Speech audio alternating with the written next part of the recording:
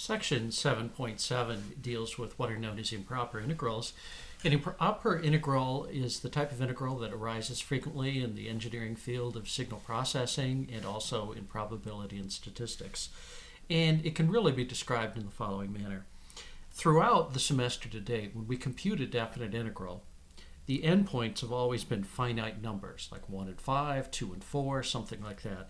And the function has always been continuous between the endpoints. There aren't any vertical or horizontal asymptotes. Well, we say an integral is improper if it violates one of those conditions. More precisely, an integral is improper if at least one of the endpoints a or b is infinite, or if f has a point of discontinuity somewhere between a and b. So, for example,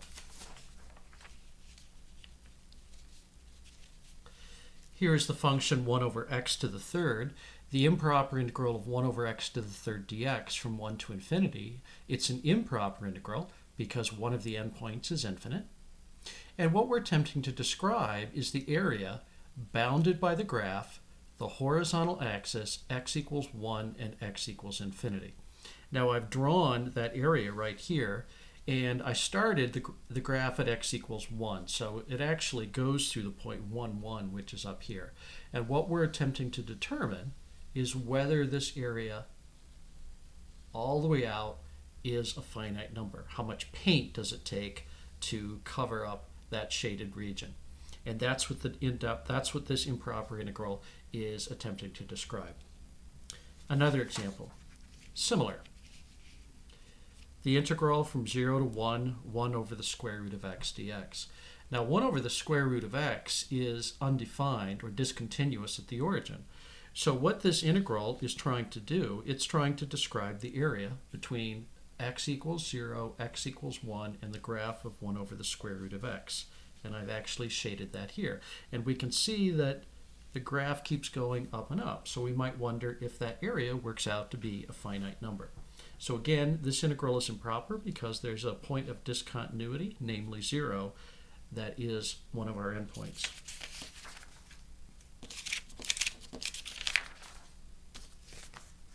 Other examples of improper integrals. 1 over x, the integral of that from 1 to infinity. It's improper because one of the endpoints is infinite. The same thing is true about this, the integral from minus infinity to infinity, 1 over x squared plus 1. Or the integral from 0 out to infinity of x e to the negative x. 1 over x from x equals 0 to x equals 1 is also improper because 1 over x is undefined at the origin. The integral of 1 over the square root of x minus 2 from 0 to 2 is an improper integral because this function is undefined at 2. Okay. So how do we evaluate or attempt to evaluate improper integrals? That's the issue. Let's take a look at the integral from 1 to infinity of 1 over x to the third dx. Now, we would know how to integrate this if this was from 1 to 5, 1 to 10, 1 to 20. So what we'll do is we'll take a step back and we'll make it a proper integral. We'll integrate from 1 up to b, where b is just some other variable or parameter.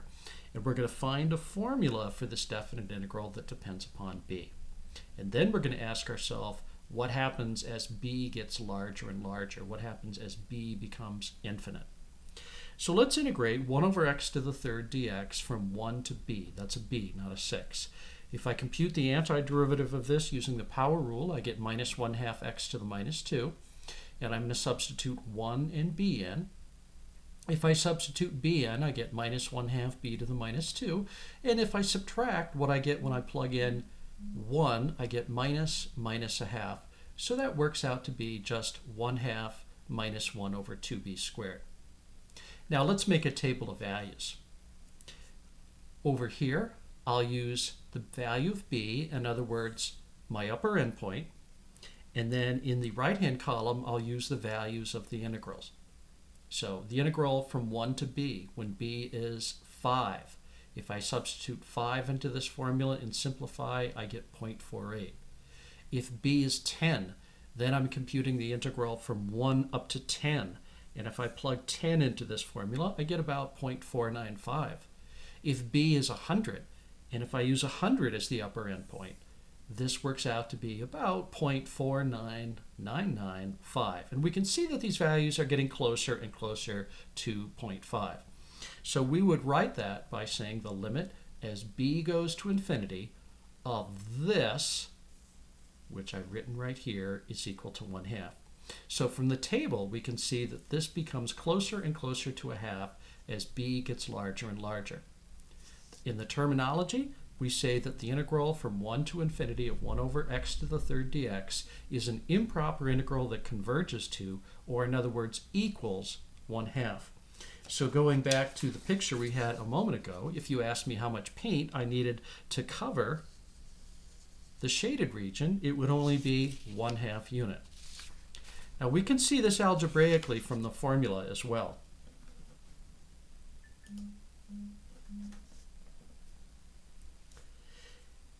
If I write down the formula for the integral from 1 to b of 1 over x to the third dx, which I computed above, I'm taking the limit as b goes to infinity of 1/2 minus 1 over 2b squared. That's what we got right up here. And if I let b get larger and larger and larger, 1 over 2b squared becomes smaller and smaller and smaller, and we're left with 1/2. So that's showing algebraically that the improper integral converges to 1/2, not just using the table. Let's take a look at the other example. 1 over the square root of x. Okay, so it's improper because the lower endpoint is 0 where the function is discontinuous. So we're going to make it a proper integral by changing this 0 to some letter a. We will evaluate this integral, and then we'll have a formula in terms of a, and we'll see what happens as a gets closer and closer to 0. If I take 1 over the square root of x, and if I integrate it using the power rule, I get 2x to the 1/2. I substitute my upper endpoint of 1 in, my lower endpoint of a, and I get 2 times the square root of 1 minus 2 square root of a, or just 2 minus 2 root a. Now, we take the limit as a goes to 0 of this quantity, which is the limit as a goes to 0 of 2 minus 2 root a. And as a gets smaller and smaller, the square root of a will become closer and closer to 0. So the whole quantity will become closer and closer to 2. So in this case, we say that the improper integral from 0 to 1, 1 over the square root of x dx, converges to 2, or in fact equals 2. So in terms of my picture, it only takes 2 units of paint to cover the shaded region.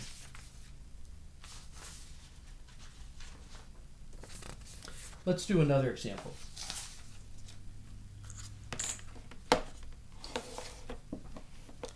Okay, we're going to look at the improper integral from 1 out to infinity, 1 over x dx. First thing, we make it a proper integral. We look at the limit as b goes to infinity, the integral from 1 to b of 1 over x dx. Now let's write down the integral from 1 to b of 1 over x dx. That's the natural log of x evaluated at x equals 1 and x equals b, which is the natural log of b minus the natural log of 1, which is just 0. So looking at this limit, we have the limit as b goes to infinity of the natural log of b. Now the graph of the natural log looks like this. So we'll have b and then the natural log of b, and it looks something like that. Sometimes it's misleading that this graph has a horizontal asymptote, but it doesn't have any asymptote. As b gets larger and larger, the natural log curve grows without bound. It does so quite slowly, but it in fact grows without bound. So in this case, the limit does not exist. So we say that the improper integral from 1 to infinity of 1 over x, it diverges. Okay, your assignment for class is to evaluate the improper integral from 1 to infinity of 1 over x squared dx. Determine whether it converges, and if it does converge, what it converges to. And do the same thing for the integral from 0 to 1 of 1 over the cube root of x. Now this integral is improper because of the upper end point of infinity. This integral is improper because the lower end point, which is 0, where the cube root of x, this is the cube root of x, is discontinuous. So do those two for class, please. See you then.